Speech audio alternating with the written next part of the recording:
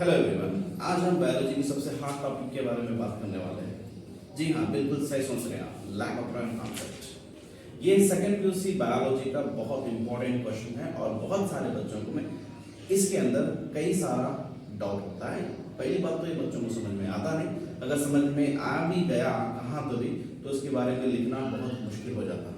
तो जुड़े रहिए मेरे साथ एंड तक, आपको बहुत आसान तरीके से इसको समझाने वाला हूँ। तो लैक ऑफ प्राइम कॉन्सेप्ट को समझने के लिए इसके पीछे की व्यू को समझना बहुत जरूरी है, और वो व्यू ये है रेगुलेशन ऑफ जीन एक्सप्रेशन। जैसे कि आप जानते हैं, जीन एक जेनेटिक मटेरियल है।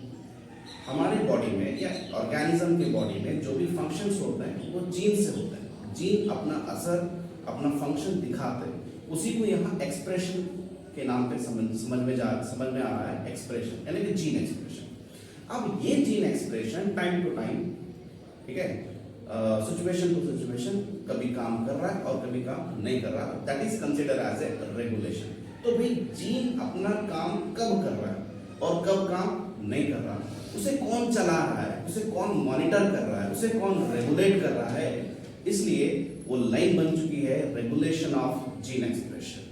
इसी बात को समझाने के लिए इन द ईयर 1961 में जैकब एंड मोनार नाम के दो साइंटिस्टों ने एक बैक्टीरिया पर रिसर्च की as a lack of prime concept. जब उन्होंने वो बैक्टीरिया को लिया तो बैक्टीरिया के पास कई सारे जीन्स हैं, कई सारे जीन्स मिलके एक पर्टिकुलर फंक्शन कर रहे थे, क्लस्टर ऑफ जीन्स थे वहां पर। तो वो जीन्स, क्लस्टर ऑफ जीन्स रहने की वजह से ही वो नाम आया लैक ऑफ प्राइम बोल के।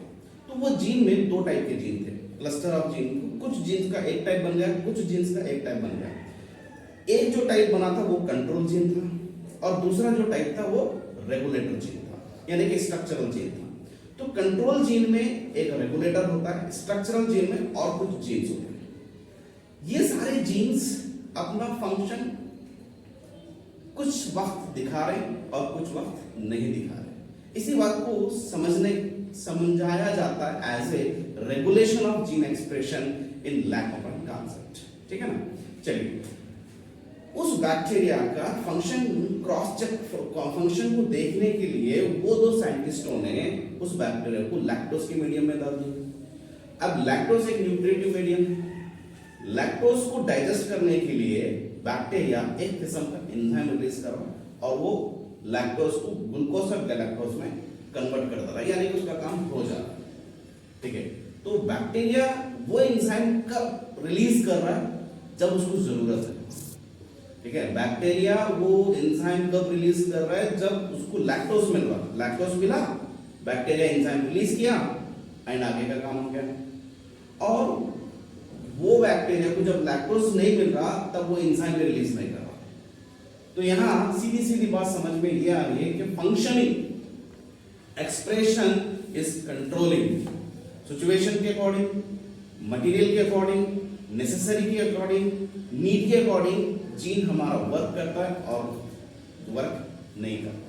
ठीक है, तो उस बैक्टीरिया के अंदर सेट ऑफ जीन थे, जैसे कि आप जानते हैं, एक कंट्रोलर जीन और एक स्ट्रक्चरल जीन। कंट्रोलर जीन में एक जीन होता है रेगुलेटर जीन।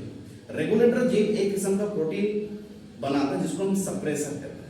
सप्रेसर क्या करता है, जाके ऑपरेटर जीन को पकड़ लेता है ताकि उन्हें फर्दर कोई इंफॉर्मेशन ना दे स्ट्रक्चरल जीन को। और स्ट्रक्चरल जीन का काम है एमआरएनए बनाना। ठीक है, डीएनए यानी कि जीन में से निकल कर आता है एमआरएनए, तो एमआरएनए बनाना किसका काम हो गया, स्ट्रक्चरल जीन। स्ट्रक्चरल जीन को जो इंफॉर्मेशन दे रहा है वो है ऑपरेटर जीन। तो रेगुलेटर जीन का जो प्रोटीन निकल कर आया था रिप्रेसर, वो जाके पकड़ा ऑपरेटर को, and operator does not transfer the information of structural gene to synthesise mRNA. जब एमआरएनए नहीं बनेगा तो किसी किस्म का प्रोटीन नहीं बनेगा, इट मींस किसी किस्म का एंजाइम नहीं बनेगा। This is happen in absence of lactose molecule which is called switch off.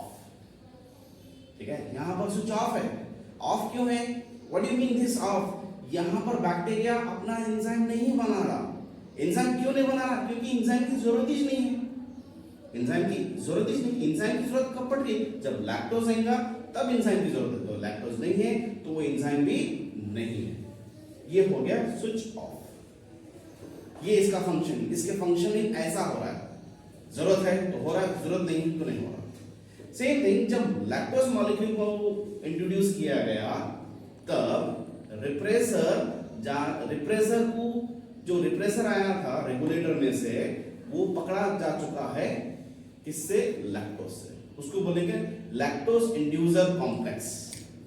जब लैक्टोज इंड्यूसर कॉम्प्लेक्स बन गया यानी कि रिप्रेसर को बाइंड कर चुका है, रिप्रेसर रुक गया है, तो ऑपरेटर इज फ्री। जब ऑपरेटर फ्री है it gives signal to structural gene to synthesise mRNA.